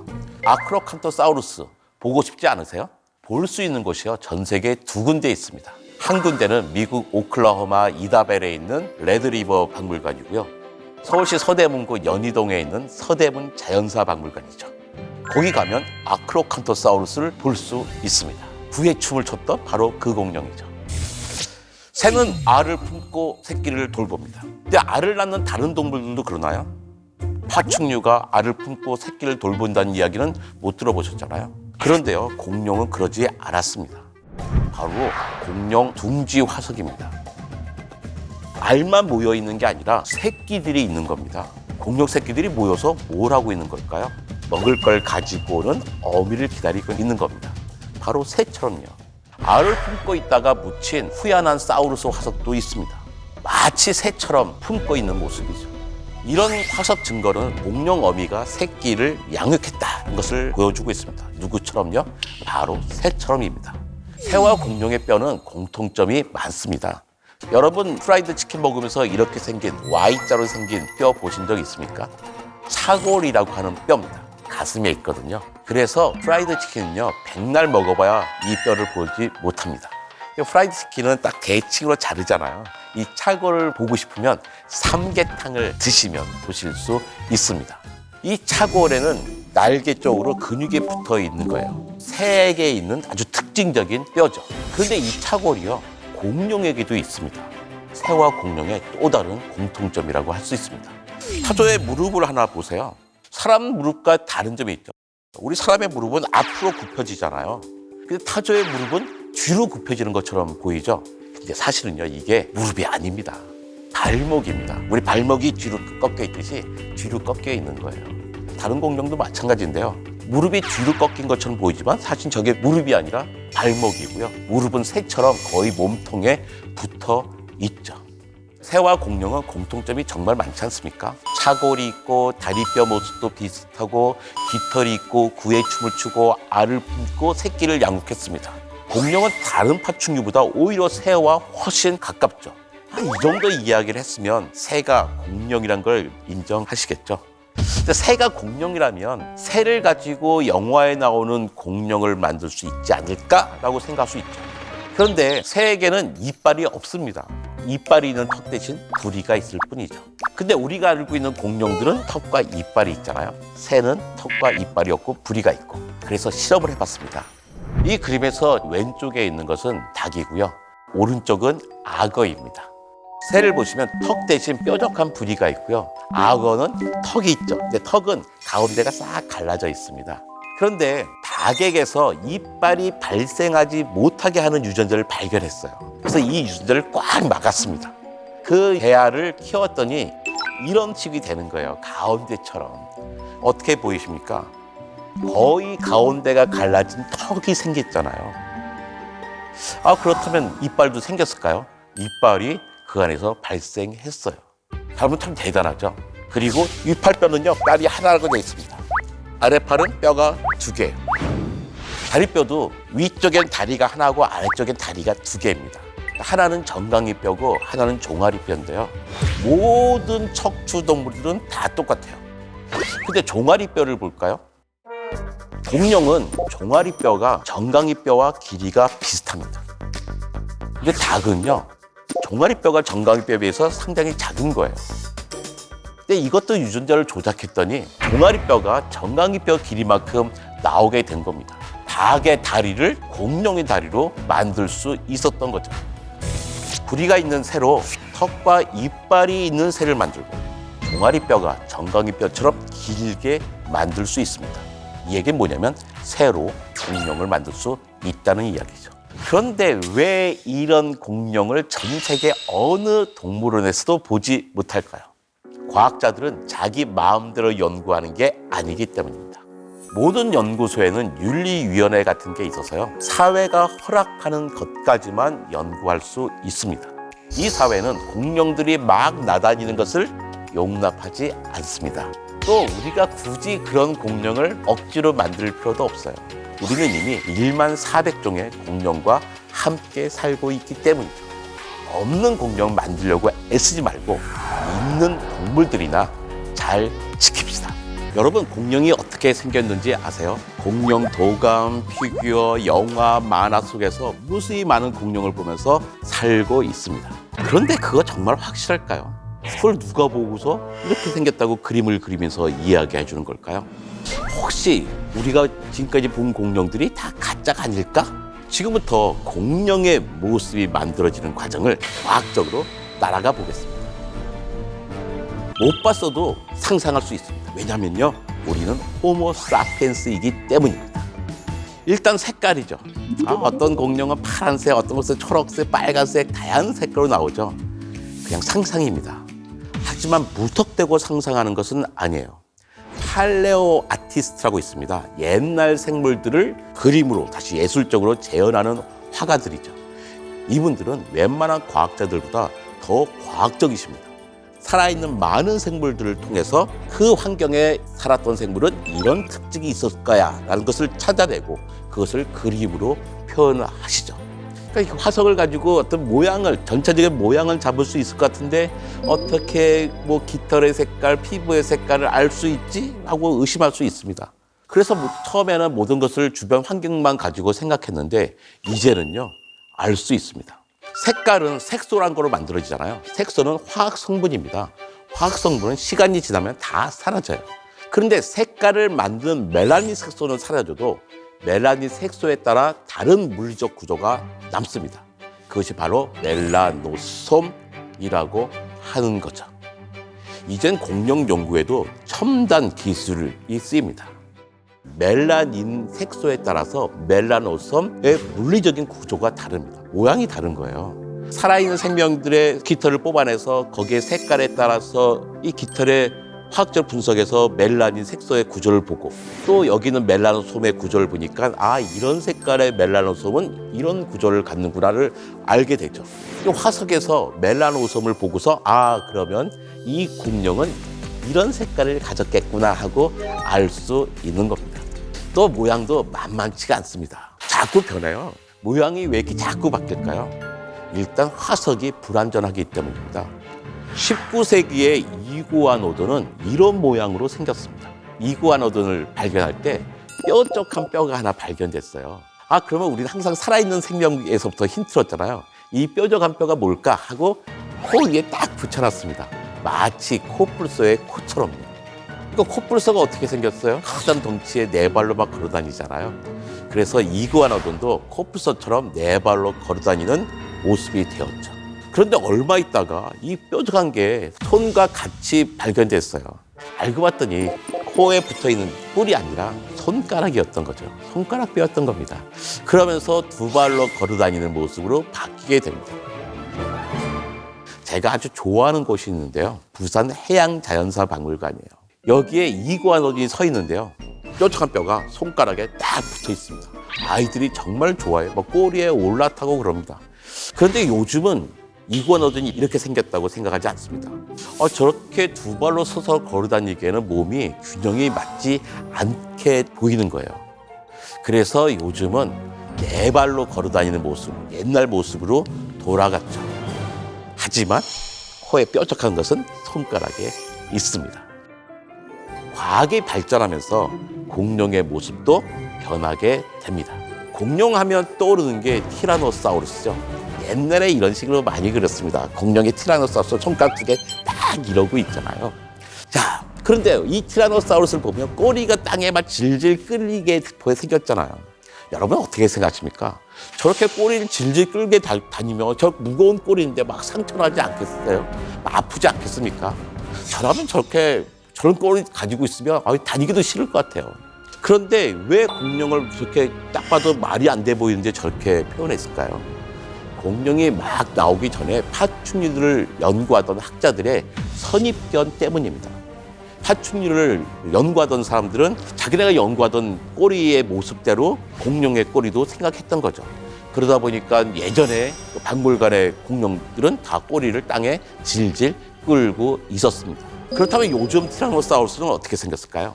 20세기에 들어서자요, 공룡의 꼬리가 수평으로 쫙 펴집니다. 그리고 균형을 잡고 빨리 달리게 된 거죠. 이런 모습이 바로 우리가 생각하는 미련해 보이지 않고 멋진 공룡입니다. 근데 사람들은 자꾸 상상을 한다고 그랬잖아요. 요즘 깃털이 달린 공룡들이 여기저기서 많이 발견되다 보니까 혹시 티라노사우루스도 털이 많지 않을까 하고 생각하는 거예요. 그러다 보니까 2012년에는 이런 공룡의 상상도도 나왔어요. 온몸에 털이 막 따뜻하게 덮여 있는 거죠. 근데 그러다 또 생각해 보는 거죠. 아니, 티라노사우루스면 공룡의 제왕인데 제왕 같지는 않잖아. 이왕이면 좀 더 멋지고 화려해야 되지 않을까? 하면서 2016년에는 이런 식의 상상도를 그리더라고요. 그런데요, 공룡이 이게 티라노가 뭔가 이제 위험이 없지 않습니까? 과학이 발전하면 발전할수록 공룡이 점점 망쳐지고 있어요. 공룡의 위험이 사라지고 있는 겁니다. 2016년에 티라노사우루스의 가슴 피부 화석이 발견됐습니다. 가슴에 털이 없어요. 와, 티라노사우루스의 위험을 지킬 수 있을 것 같아요. 많은 티라노사우루스 팬들이 아주 흥분했습니다. 그런데요, 어떤 과학자들도 티라노사우루스의 가슴이 털이 있을 거라고 상상하지는 않았습니다. 티라노사우루스에게 털이 있다면 아마 어린 새끼 때, 청소년 정도 때 체온을 유지하기 좀 있을 거야. 혹시 어른 티라노사우루스에게도 털이 있다면 이 팔 정도의 구의 춤을 추기 좋게 폼나게 좀 있지 않을까 정도 생각했던 거지, 가슴에 깃털이 있을 거라고 생각하지는 않았거든요. 아직 완벽한 화석이 나오지 않았으니까 우리는 잘 모릅니다. 하지만 또 다른 화석이 나온다면, 증거가 나온다면 우리 생각은 언제든지 바뀔 수 있죠. 티라노사우루스가 아이들뿐만 아니라 어른들에게도 유명하게 됐죠. 티라노사우루스 사진 꼭 보여주고요, 어른들에게 이게 뭘까요 하면 다 알아요. 다들 티라노사우루스구나 큰 소리를 치십니다. 모를 수가 없어요. 바로 스필버그 감독의 쥐라기 공원 때문입니다. 자, 스필버그 감독은 마이클 크라이튼의 소설을 가지고서 공룡 영화를 만들기로 했어요. 당연히 티라노사우루스가 중요하게 등장해야 됩니다. 티라노사우루스를 어떻게 표현해야 될까요? 당연히 최고의 감독이니 최고의 과학자의 도움을 받고 싶었을 겁니다. 당시에 티라노사우루스계의 양대 산맥이 있는데요. 휴스턴 자연사 박물관의 로버트 바커 박사고, 다른 한 명은 몬태나 주립대학의 존 허너 박사죠. 로버트 바커 박사는 티라노사우루스는 매처럼 빠른 사냥꾼이라고 생각했고요. 존 허너 박사는 무슨 소리야, 티라노사우루스는 독수리처럼 시체나 먹는 청소꾼이야, 느린 거야 라고 생각했습니다. 여러분이 스필버그 감독이라면 둘 중 누구와 일하고 싶겠습니까? 당연히 로버트 바커죠.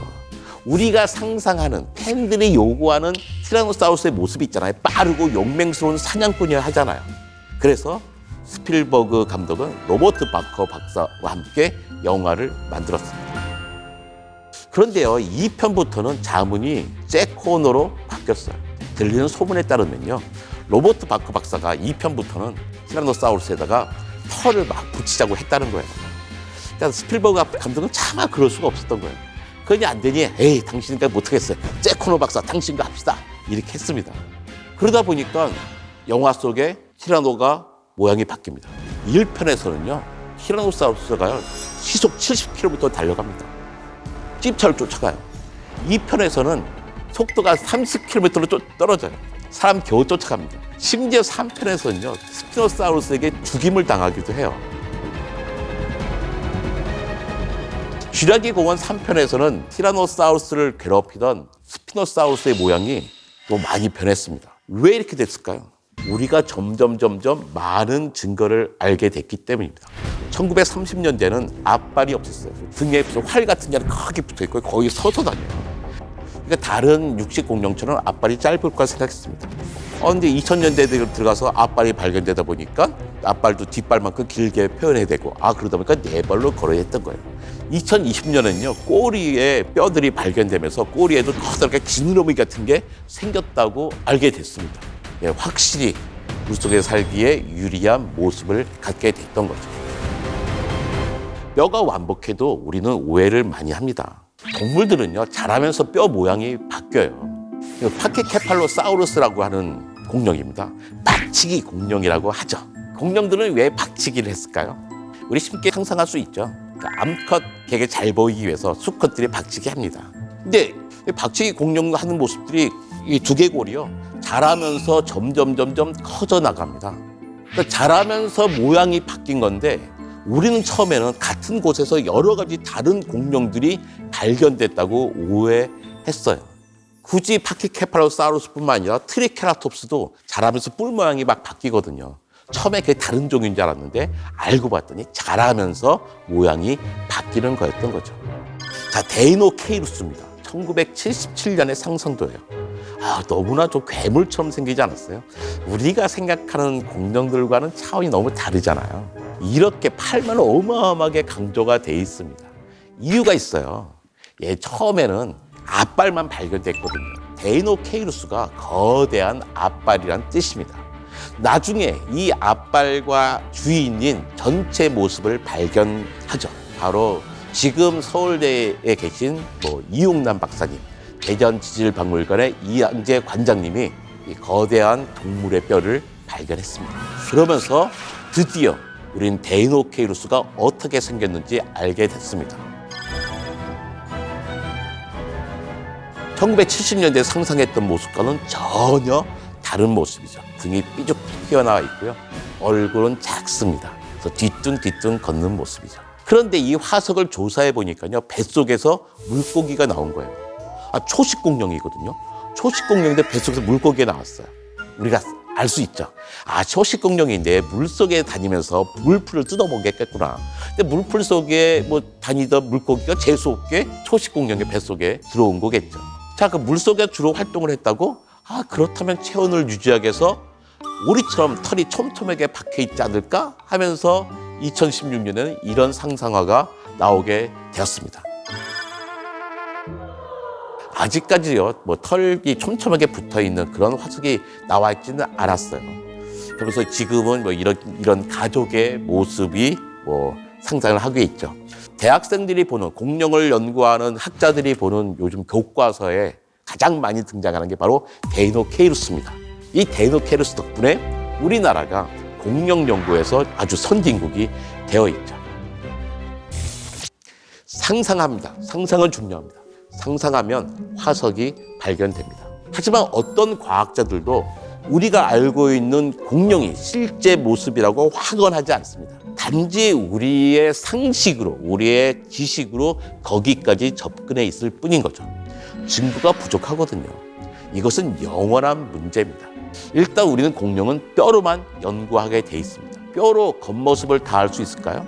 우리가 엑스레이만을 갖고 그 사람이 뚱뚱한지 날씬한지 알기 어렵잖아요. 그러니까 우리가 뼈만 보고선 그 동물의 겉모습을 알 수 없다는 거죠. 자, 이건 말 같기도 하고요. 근데요, 이 뼈는요, 사실 쌍봉 낙타의 뼈입니다. 등이 밋밋하잖아요. 이 밋밋한 이 뼈를 가지고선 어떻게 쌍봉 낙타를 상상하겠어요? 만약에 외계인이 지구에서 저 뼈를 발굴했다면 우리가 알고 있는 쌍봉 낙타처럼 절대로 모형을 만들지 못할 겁니다. 그러니까 우리가 알고 있는 모든 공룡이 실제와는 얼마든지 다르게 생길 수 있습니다. 파라사우루로푸스입니다. 뿌 소리를 내는 공룡이죠. 그 머리에 멋진 장식이 있잖아요. 트럼본 소리가 뿌 하고 납니다. 아마 자기 동료들에게 적들이 나타났어 알려주는 데 쓰기도 하고, 뿌 소리를 내면서 야, 내 목소리, 내 소리 근사하지 않아? 내가 좋은 유전자를 갖고 있다는 뜻인데 나랑 짝짓기 하지 않겠어? 아마 이런 용도에 썼겠죠. 그런데 우리가 저 뼈만 가지고서 어떤 파라사우루푸스도 완벽한 뼈가 나온 것은 없어요. 어떤 화석은 앞쪽이 나오고 어떤 화석은 뒤쪽에 나옵니다. 근데 이걸 다 모아서 한 마리를 만들 수가 있는데, 이 파라사우루푸스가 우리가 상상하는 모습이 아니라 아마 양처럼 뚱뚱한 모습을 생겼을 수도 우리가 어떻게 알겠어요. 뉴기니에 보면 극락조들이 있습니다. 암컷에게 잘 보이기 위해서 온갖 화려한 장식들을 막 붙이고 있는 거죠. 혹시 공룡들도 그러지 않았을까요? 새와 공룡은 일치하는 점이 아주 많잖아요. 그렇다면 공룡들도 암컷에게 호소하기 위해서 온갖 화려한 장식들을 갖고 있지 않았을까요? 우리는 모릅니다. 과학에서 가장 중요한 교훈은요, 과학은 진리가 아니라는 겁니다. 과학은 의심에 대한 잠정적인 답일 뿐이에요. 과학은 틀리는 것에 대한 두려움이 없어요. 왜? 과학은 끊임없이 변화하는 것이기 때문입니다. 모른다고 말하는 것을 두려워하지 않고, 새로운 사실이 밝혀지면 이전의 오류를 고백하고 새로운 사실을 받아들이는 것, 이것이 바로 과학적인 태도입니다. 공룡이야말로 과학적인 태도가 아주 절실한 분야죠. 우리가 제대로 아는 게 없기 때문입니다. 여러분, 멸종이라는 말 들으면 기분이 어떠십니까?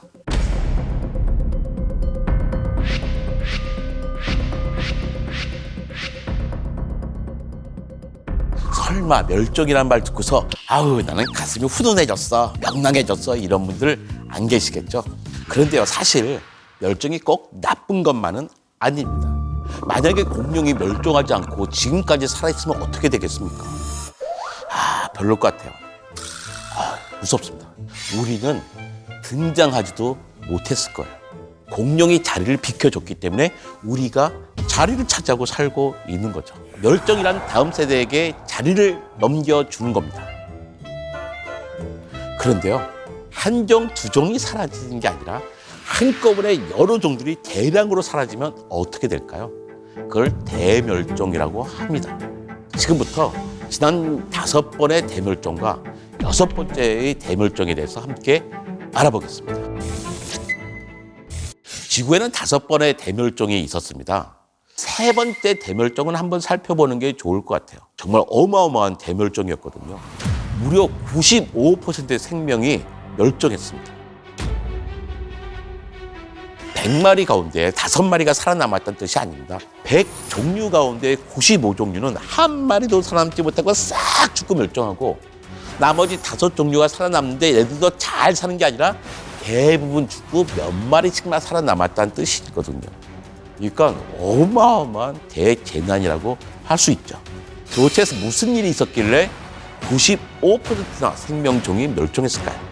첫 번째는요, 모든 대륙이 하나로 합쳐졌습니다. 초대륙, 판게아가 형성된 거죠. 그러니까 아프리카의 서쪽과 아메리카의 동쪽은 원래 해안가였잖아요. 합쳐지니까 어떻게 됩니까? 내륙 한가운데가 됐습니다. 내륙 한가운데는 지금도 뭐가 있습니까? 주로 사막이 있잖아요.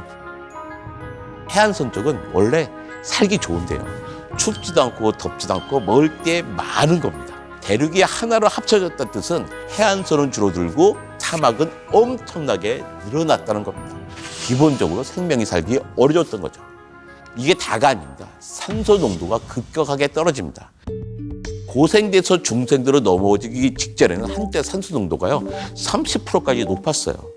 30%의 산소 농도가 20%로 급격하게 떨어진 겁니다.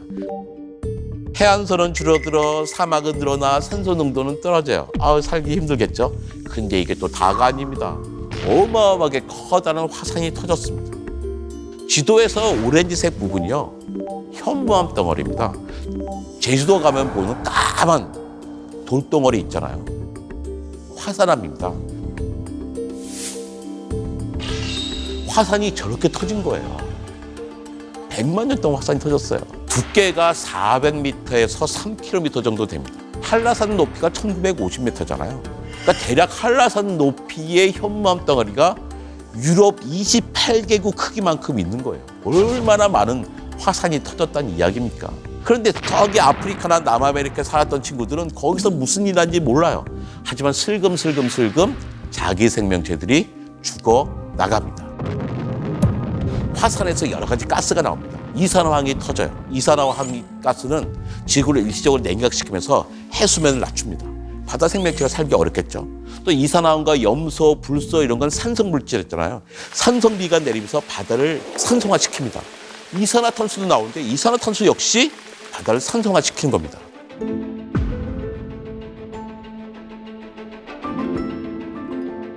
그럼 세 번째 대멸종은 그렇게 나쁜 거냐? 꼭 그렇지 않아요. 세 번째 대멸종 덕분에 고생대가 끝나고 중생대가 시작됐거든요. 중생대 바로 공룡시대입니다.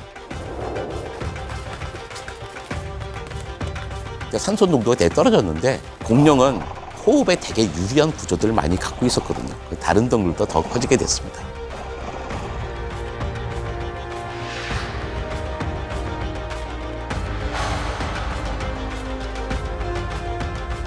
제가 옛날에 학교에서 배울 때는요, 공룡 멸종에 관한 이론이 100가지도 넘었습니다. 정말 그럴싸한 이론이 하나도 없다는 거죠. 고만고만한 것들이 많다는 겁니다.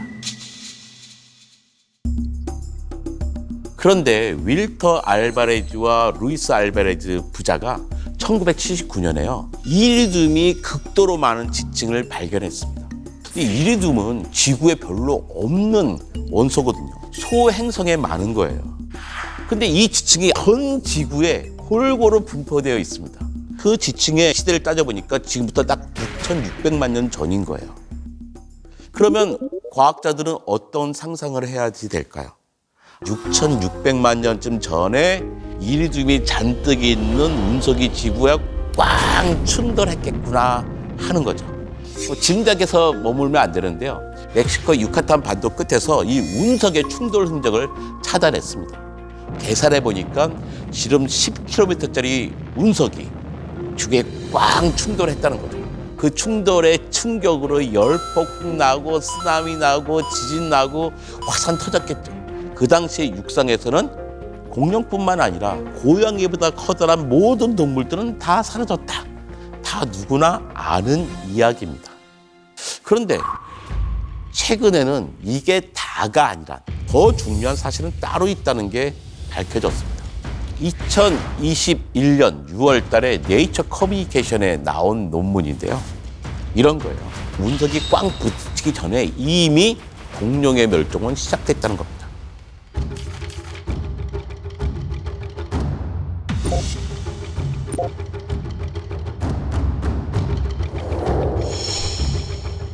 무슨 일이 있었냐면 인도의 데칸 고원에서 거대한 화산이 터졌습니다.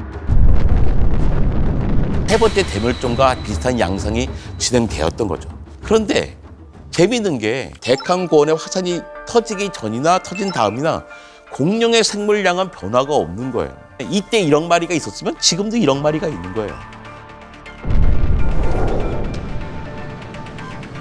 공룡의 생물량은 그대로지만 공룡의 종류가 줄어든 겁니다. 이걸 근사한 말로 표현하면 종 다양성이 감소했다라고 하죠. 종 다양성이 감소하면 생태계가 아주 취약해지잖아요. 생태계가 아주 취약해진 상태에 마지막 카운터 블러가 날라온 겁니다. 공룡의 시대가 끝나고 만 겁니다. 뭐 아주 슬프기만 한 일은 아닙니다. 그 덕분에 지금 우리가 살고 있으니까요. 그런데 여기서 아무것도 배우지 못한다면 우리가 끝나게 됩니다. 6번째 대멸종이란 말 많이 들어보시잖아요. 바로 지금입니다. 아니 요즘 매일 하나씩 없어지는 게 아닌데 무슨 대멸종이라고 그래. 지난 5차례 대멸종도 그랬습니다. 마치 서서히 달궈지는 냄비에 담긴 개구리처럼 자기도 모르는 사이에 대멸종이 일어나는 거죠. 새를 포함한 육상의 척추동물 모든 생물량을 딱 따져보면요. 10,000년 전에는 99.9%가 야생동물이었어요. 인간과 가축은 0.1%밖에 되지 않았습니다. 지금은 99.9%에 달했던 야생동물은 3%로 줄어들었고요. 0.1%밖에 안 됐던 인간과 가축은 97%나 됐습니다. 생물량은 똑같아요. 10,000년 전이나 지금이나. 차이가 뭘까요? 다양성이 줄어든 겁니다. 인간과 가축이 97%인데 그 가운데 32%가 인간이고 65%가 가축이거든요. 여러분 얼른 머릿속으로 따져보세요. 내가 알고 있는 가축이 몇 가지나 되나요? 32% 인간 몇 종류입니까? 딱 한 종류입니다. 뭐가 생각나십니까? 바로 공룡의 멸종, 5번째 대멸종이 생각나시죠? 지금 상황이 딱 그렇습니다. 생명 다양성이 급격하게 떨어진 상태입니다. 한 방이면 끝나는 거죠. 그렇다면 그 한 방이 뭘까요? 바로 온도입니다. 이산화탄소가 많아져서 생긴 이상기후죠. 지구가 정말로 더워졌습니다. 제가 장인어른 모시고 사는데요. 어느 날 장인어른이 그러시더라고요. 아, 이서방, 내가 예전에는 에어컨 없이도 잘 살았는데 이제는 못 살겠어. 그러셔요. 1950년대부터 80년까지 30년대 평균 기온은 요즘으로 치면요, 시원한 날이에요. 30년 동안에는 에어컨을 켜야 되는 극단적인 날이 며칠 되지 않았는데요. 지금은 엄청나게 많습니다. 저희 장인어른이 기력이 떨어진 게 아니라 지구가 더워진 겁니다. 제가 2019년 가을부터 호주를 대각선으로 여행한 적이 있어요. 목적지는 퍼스지만 퍼스까지 곧장 가지 않고 굳이 케언스까지 간 이유는요, 대산호초를 보기 위해서였어요. 평생의 꿈이었거든요. 너무나 아름답게 산호가 출렁이는 그런 모습을 상상하고 갔는데 제가 가서 본 모습은 이런 거예요. 싹 다 죽어 있습니다. 충격이었습니다. 산호의 역할은 바다에 녹는 이산화탄소를 제거하는 게 산호의 사명인데 이산화탄소가 너무 많다 보니까 산호마저 죽어버렸어요. 바다가 상성화되니까 산호가 죽은 겁니다. 2015년 1월 1일부터 12월 31일까지 태어난 친구들이 올해 학교에 들어갑니다. 이 친구들이 살았던 해를 따져볼까요? 2015년, 16년, 17년, 2018년, 2019년, 2020년, 2021년. 올해 초등학교에 들어가는 아이들이 살았던 7년은 1880년 기후를 측정한 이후 가장 더운 7년을 살았던 친구입니다. 그중에 2년은 마스크를 쓰고 살았죠. 정말 힘든 시기를 살았던 친구입니다. 올해 대학에 들어간 친구들은 있잖아요. 가장 더운 20년을 살아낸 친구들입니다. 우리는 급격하게 기온이 올라가고 있는 것을 확인하고 있는 거죠.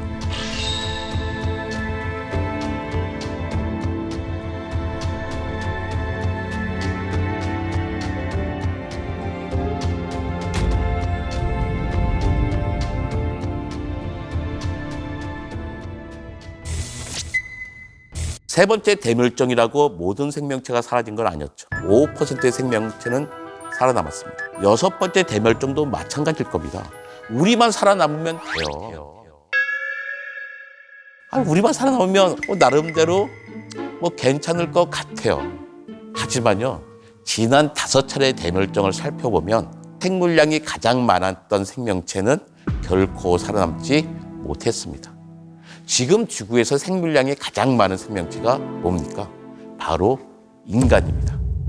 각각의 종으로 치면 사람마다 많은 동물은 하나도 없어요. 사람은 분명히 결코 6번째 대멸종을 넘기지 못할 겁니다. 이게 지난 38억 년 동안의 자연사의 가르침입니다. 어떻게 인간이라고 영원히 존재하겠습니까? 대부분의 포유류들은요, 한 100만 년 존재하다가 사라집니다. 하지만 등장한 지 30만 년밖에 안 되는 호모사피엔스가 지금 사라지기엔 좀 억울하지 않습니까? 조금 더 존재해야죠. 우주의 나이가 137억 살인지 알려준 게 누굽니까? 지구에 살고 있는 동물과 식물의 이름을 붙여준 사람 누굽니까? 꽃이 예쁘다는 걸 누가 알려줬습니까? 우리 호모사피엔스입니다.